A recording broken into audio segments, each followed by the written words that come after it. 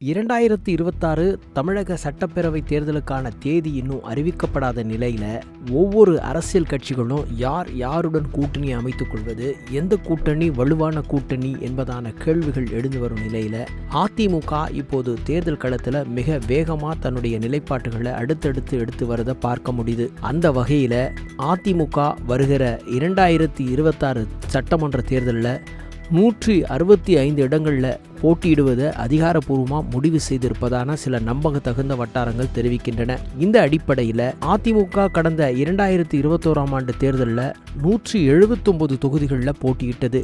இந்த சூழலில் தற்போது அதிமுக 165 தொகுதிகளில் போட்டியிட போறத முடிவு செய்திருக்கு. அதன் முதல் கட்டமாக வருகிற பிப்ரவரி மாதம் 24ஆம் தேதி அம்மையார் ஜெயலலிதாவுடைய பிறந்த நாள் அன்று முதல் கட்ட வேட்பாளர்களை அறிவிக்க போகிறாரு கட்சியினுடைய பொதுச் செயலாளரான எடப்பாடி பழனிசாமி. 24ஆம் தேதி பிப்ரவரி மாதம் 24ஆம் தேதி அஷ்டமி திதி என்று சொல்லப்படுது. மிக உகந்த நாளாகவும் கருதப்படுகிற அந்த நாளில் ஜெயலலிதா இருக்கும் பொழுது நல்ல நாள் நல்ல நேரம் பார்த்து தான் வேட்பாளர் பட்டியலை வெளியிடுவது வழக்கம்.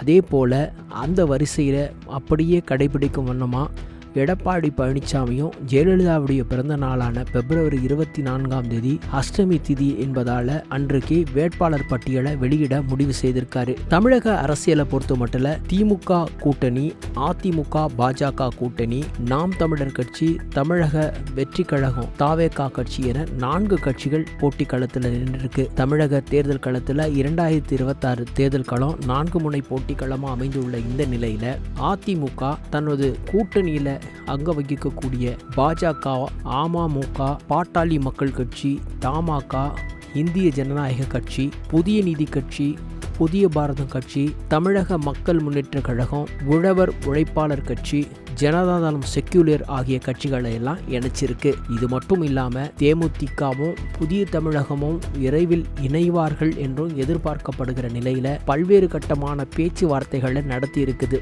இந்த சூழல்ல கடந்த 2021 தேர்தலில் 197 இடங்களில் போட்டியிட்ட அதிமுக வரப்போகிற 2026 தேர்தல் களத்தில் 165 தொகுதிகளில் போட்டியிடுவதாக திட்டமிட்டிருப்பதாக செய்திகள் விழா வருகிறது. இதற்கான அதிகாரப்பூர்வ அறிவிப்புகள் விரைவில் வெளிவரலாம் என எதிர்பார்க்கிற நிலையில தற்போது அதிமுக தன்னுடைய நிலைப்பாடுகளை ஒரு கட்டமா உறுதி செய்திருப்பதையும் காண முடிகிறது. கூட்டணி கட்சிகளுக்கு எவ்வளவு வாக்கு வங்கிகள் இருப்பதை கணக்கிட்டிருக்கக்கூடிய அதிமுக அந்த கட்சியுடைய வாக்கு வங்கிகளுக்கு ஏற்ப இடங்களை ஒதுக்கலாம் அப்படின்னு முடிவு செய்திருக்கு. 2021 தேர்தலில் அதிமுக கூட்டணியில பாரதிய ஜனதா கட்சி, பாட்டாளி மக்கள் கட்சி, தமிழ் மாநில காங்கிரஸ் கட்சி ஆகிய கட்சிகள்லாம் இடம்பெற்றிருந்தன.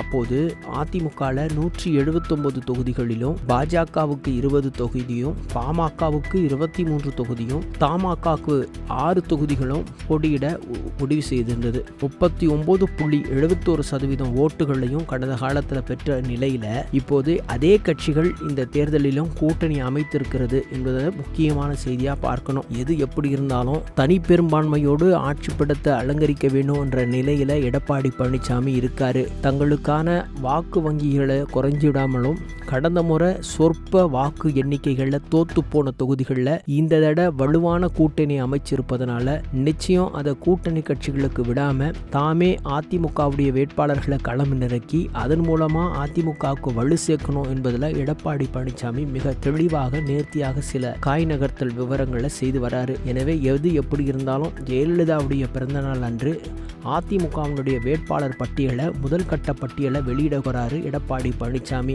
ஏறக்குறைய 165 இடங்களில் போட்டியிடுவதை அதிகாரப்பூர்வமாக முடிவு செய்திருப்பதான சில நம்பகத்தகுந்த வட்டாரங்கள் தெரிவிக்கின்றன.